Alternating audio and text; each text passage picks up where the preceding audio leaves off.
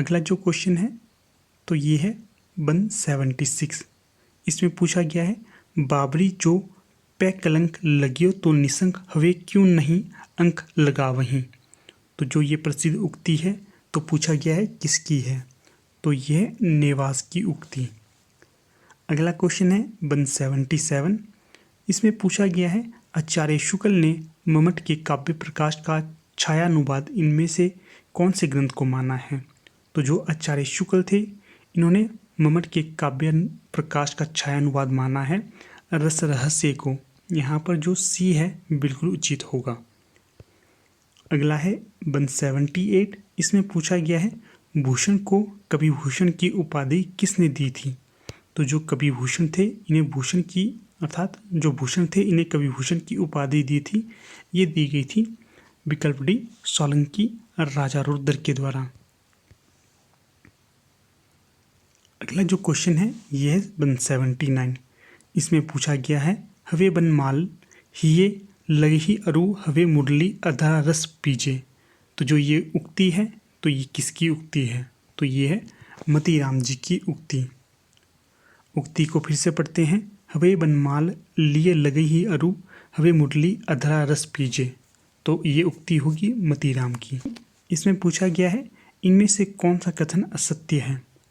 तो यहाँ पर जो असत्य कथन होगा तो ये होगा विकल्प डी सूदन ने श्रृंगार रस की कविता लिखी थी। तो ये असत्य होगा।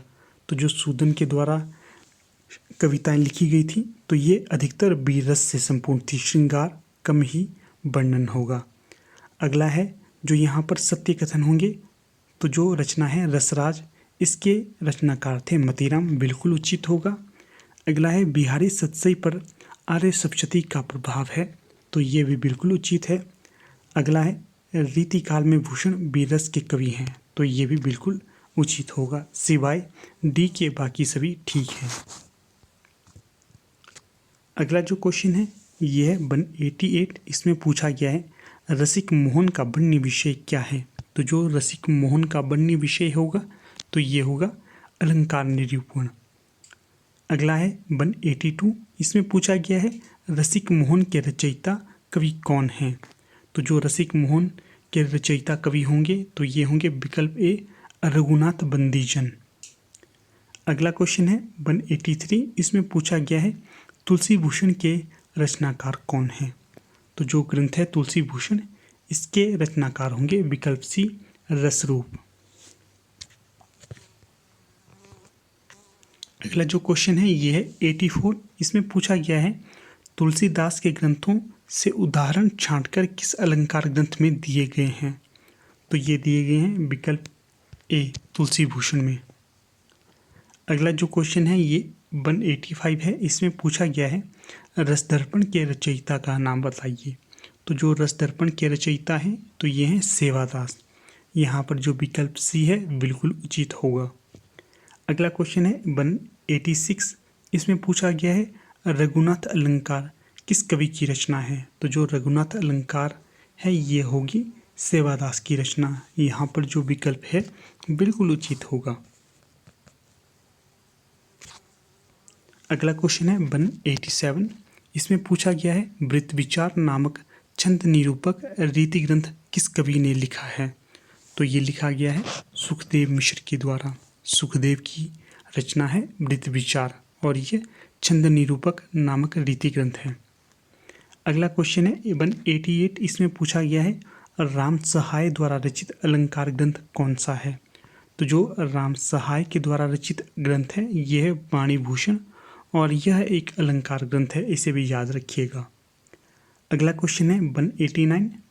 इसमें पूछा गया है वृत्त तरंगिनी के रचयिता कौन हैं।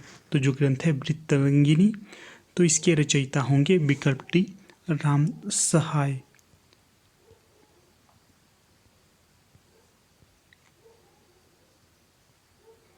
अगला क्वेश्चन है 190। इसमें पूछा गया है कि असत्य कथन कौन सा होगा। तो दिए गए कथनों के अनुसार जो असत्य कथन होगा तो ये होगा विकल्प सी व्यंग्यात कौमुदी भूषण की रचना है। तो ये भूषण की रचना नहीं होगी। बाकी जो सत्य कथन होंगे उन्हें देखते हैं। कवि रत्नाकर सेनापति की रचना है, बिल्कुल सही है। ललित ललाम मतीराम की रचना है, तो यह भी बिल्कुल सही है। आगे है सुजान चरित्र, यह सुदन की रचना है, तो बिल्कुल सही होगा यह भी। अगला क्वेश्चन है 191। इसमें पूछा गया है कि ऋतु वर्णन की दृष्टि से कौन सा कवि सर्वश्रेष्ठ माना गया है। तो रीतिकाल में ऋतु वर्णन का सर्वश्रेष्ठ वर्णन किया गया है विकल्प सी सेनापति के द्वारा। अगला जो क्वेश्चन है 192, इसमें सूची ए को चीज़ों के साथ सुमेलित करते हैं। तो रचना है कवित रत्नाकर, इसके रचनाकार होंगे सेनापति। आगे है रसराज, तो इसके रचनाकार होंगे मतीराम। इसके पश्चात वाणीभूषण ग्रंथ है, इसके रचनाकार होंगे राम सहाय। इसके पश्चात है इश्कनामा, तो इसके रचनाकार होंगे बोधा। तो इस प्रकार यहाँ पर जो कोड सही होगा तो ये होगा कोड ए, बिल्कुल सही। अगला क्वेश्चन है 193। इसमें पूछा गया है कि असत्य कथन कौन सा होगा। तो यहाँ पर दिए गए विकल्पों के अनुसार जो असत्य कथन होगा तो ये होगा विकल्प डी। तो जो यहाँ पर डी विकल्प होगा, इसमें दिया गया है विरह वारिश नामक बोधा की कृति मुक्तक काव्य कृति है। तो दोस्तों यह होगा असत्य कथन, बाकी सभी सत्य कथन होंगे।